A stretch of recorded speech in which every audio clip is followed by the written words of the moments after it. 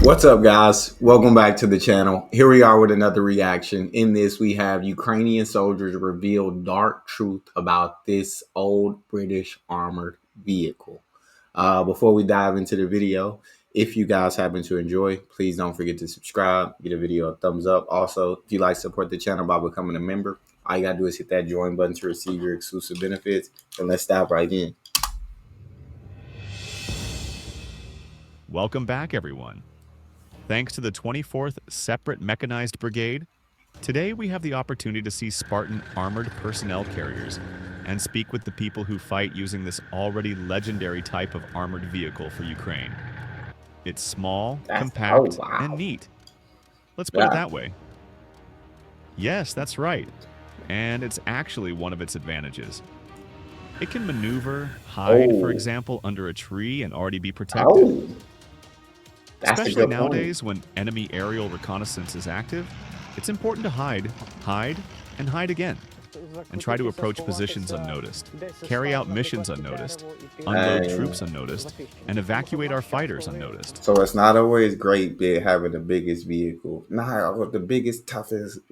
It's also incredibly important to have vehicles that are versatile, that can hide in the trees, that can get soldiers in and out without being noticed. That it's more small, quicker, more versatile than these big ones that are going to be easy targets. So I like that. This is our main task. It can reach speeds of up to 80 kilometers per hour depending on the road conditions. Of course, if there are major potholes, it's different, Yeah. but in extreme situations, it won't let you down. Its Okay. suspension allows it to handle terrain so well that when you get into a regular car afterward, you wonder why the road feels so bad. Because on the Spartan, it felt smooth. Dang. The suspension works perfectly. Dang. Okay.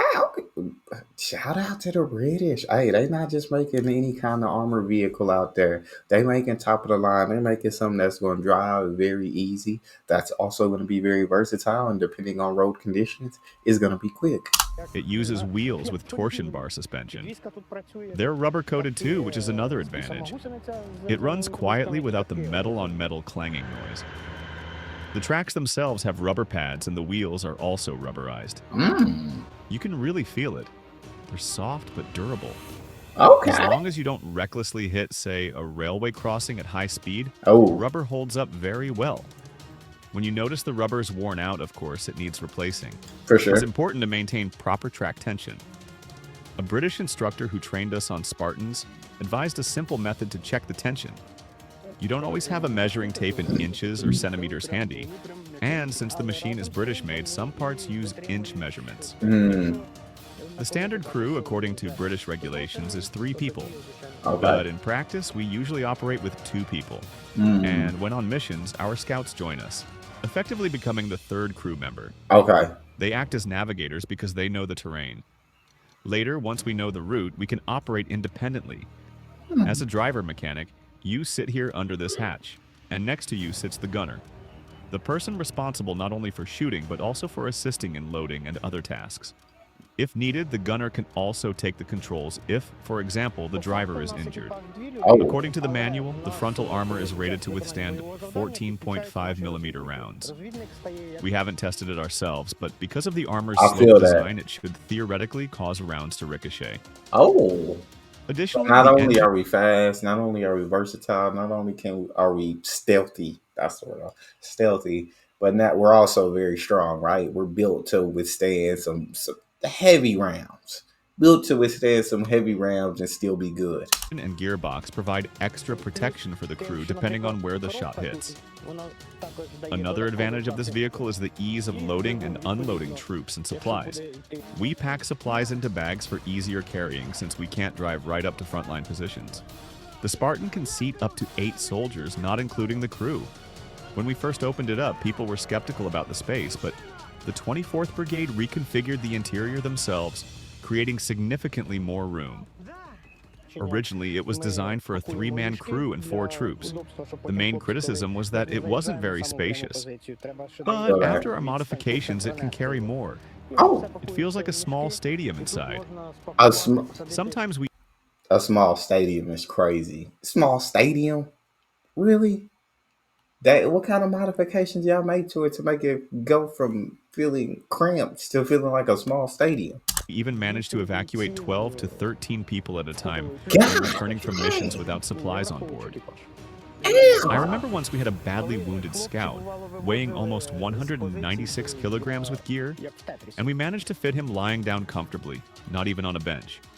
There are also top hatches, but their seals have worn out over time, so we siliconed them for better protection against rain. Okay.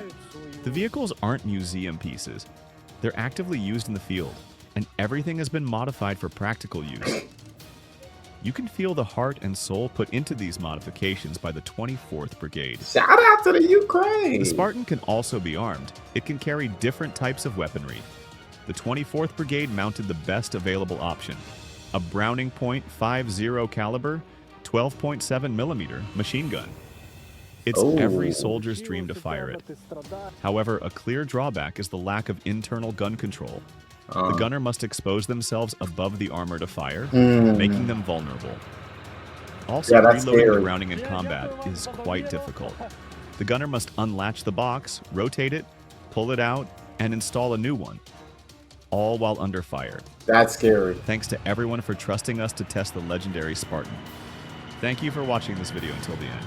If you like stories like this, don't forget to like, comment, and subscribe. We will continue to bring you exciting and inspiring stories from the front lines. Nah, that's a great video though.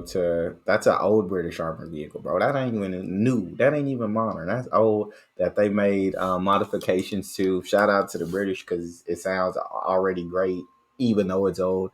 And then shout out to the Ukraine for making the necessary modifications to allow it to be very versatile in fighting today. Like that's really dope. I would love to hear from you guys, please, in the comment section. Talk to me. What do you think about this vehicle? And how old exactly is this? Like, are we talking about World War II? Are we talking maybe like 70s, 80s?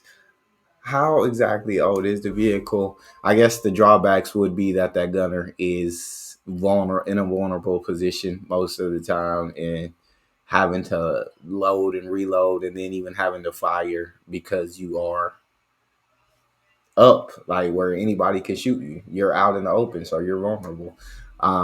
It's cool that they hollowed it out in a sense to they can fit so many people in there. Whereas before it was cramped with just maybe a 4-man crew, but now fit get like 12, 13 people up out of a situation at one time.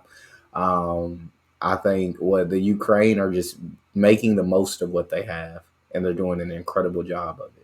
That's all we have. If you guys enjoyed, don't forget to subscribe, give it a thumbs up, check out the next. I'll see y'all.